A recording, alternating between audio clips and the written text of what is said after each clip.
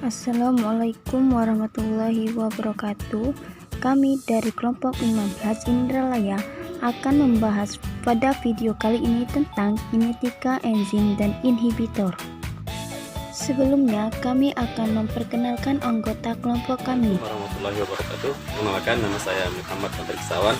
NIM saya 0609 1182025013. Saya Resma Septiana dengan NIM 06091182025008.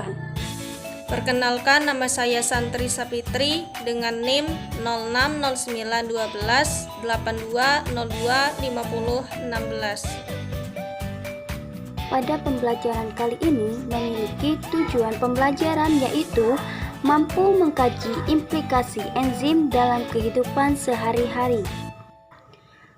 Dalam pembuatan video ini, ada pun prosedur kerja yang harus kita lakukan. Pertama, baca dan pahami materi kinetika reaksi enzim dan inhibitor. Kedua, gambarlah mekanisme kerja inhibitor enzim. Ketiga, buatlah video singkat mengenai materi tersebut. Keempat, dan gabungkan video singkat tadi menjadi video pembelajaran yang lengkap. Dan terakhir, edit video semenarik mungkin. Selanjutnya, teori singkat. Kinetika enzim adalah studi yang mempelajari reaksi kimia yang dikatalis oleh enzim.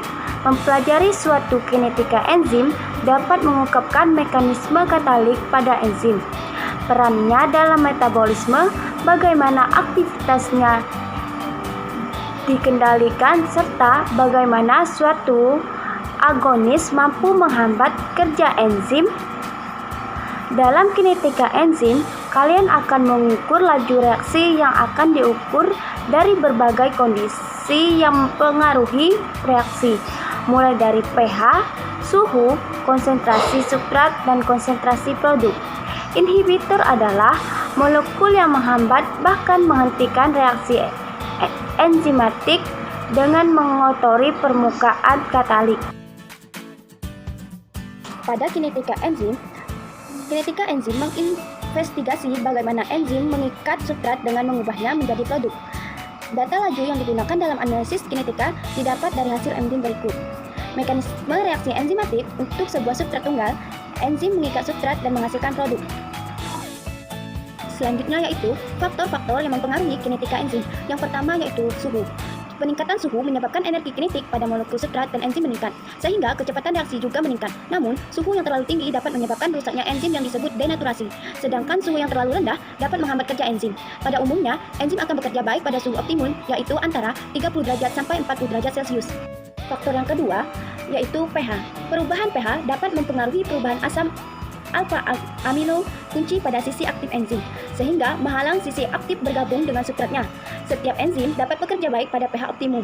Masing-masing enzim memiliki pH optimum yang berbeda. Dengan demikian, perubahan pH lingkungan akan mempengaruhi terhadap efektivitas bagian aktif enzim dalam membentuk kompleks enzim substrat.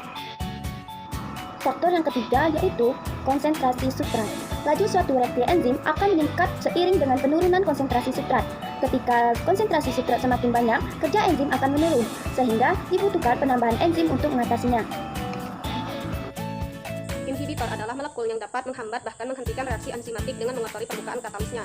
Berdasarkan kestabilannya, inhibitor ini dibagi menjadi dua, yaitu inhibitor reversible dan inhibitor irreversible. Berdasarkan cara mempengaruhinya, inhibitor reversible ini dibagi menjadi tiga, yaitu inhibitor kompetitif, inhibitor non-kompetitif, dan inhibitor unkompetitif. Inhibitor irreversible adalah golongan yang bereaksi atau merusak suatu gugus fungsional pada molekul enzim yang penting bagi aktivitas katalistiknya. Sedangkan inhibitor reversible adalah inhibitor yang efeknya dapat dikembalikan ke semula atau dapat dikurangi, sehingga enzim bekerja seperti sedia kala. Inhibitor reversible ini dibedakan menjadi tiga, yaitu inhibitor kompetitif. Pada inhibisi kompetitif ini, inhibitor dan substrat berkompetisi untuk berikatan dengan enzim. Seringkali inhibitor kompetitif ini memiliki struktur yang sangat mirip dengan substrat asli enzim. Inhibisi non-kompetitif dapat mengikat enzim pada saat yang sama. Ketika substrat berikatan dengan enzim baik kompleks EI dan EIS tidak aktif karena inhibitor tidak dapat dilawan dengan peningkatan konsentrasi substrat. Vmax reaksi berubah. Pada inhibisi uncompetitive, inhibitor tidak dapat berikatan dengan enzim bebas, melainkan dengan kompleks EIS. Kompleks EIS yang terbentuk kemudian menjadi tidak aktif. Jenis inhibisi ini sangat jarang terjadi, tetapi dapat terjadi pada enzim-enzim multimerik. Kegunaan inhibitor enzim baik itu yang reversibel maupun irreversibel dapat digunakan untuk memperlambat laju kerusakan makanan, terutama pada makanan mentah. Makanan mentah dapat rusak karena enzim dari mikroorganisme atau jaringan makanan itu sendiri.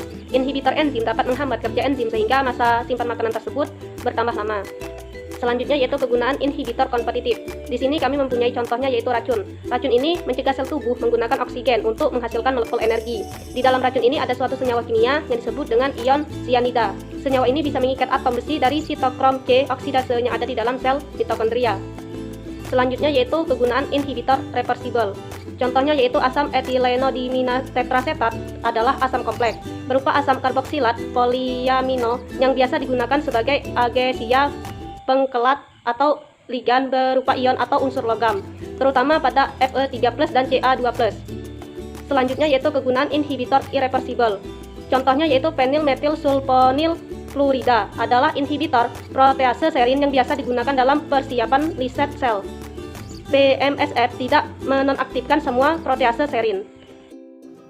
Kesimpulan, kinetika enzim adalah studi yang mempelajari reaksi kimia yang dikatalis oleh enzim yang dapat dipengaruhi oleh beberapa faktor, misalnya suhu, pH, inhibitor, konsentrasi enzim maupun substrat. Inhibitor adalah molekul penghambat reaksi enzimatik dengan cara mengotori permukaan katalisnya. Berdasarkan ikatan enzim, 1. Inhibitor reversibel adalah golongan yang beraksi dengan atau merusakkan suatu gugus fungsional pada molekul enzim yang penting bagi aktivitas kataliknya. Kedua, inhibitor irreversibel adalah inhibitor yang efeknya dapat dikembalikan ke semula atau dapat dikurangi sehingga enzim dapat bekerja seperti sedia kala. Inhibitor reversibel dibedakan menjadi dua. Yang pertama, inhibitor kompetitif adalah inhibitor yang menempati sisi aktif enzim dengan cara bersaing dengan substrat. Yang kedua, inhibitor non-kompetitif adalah inhibitor yang tidak bersaing secara langsung dengan substrat untuk menempati sisi aktif enzim.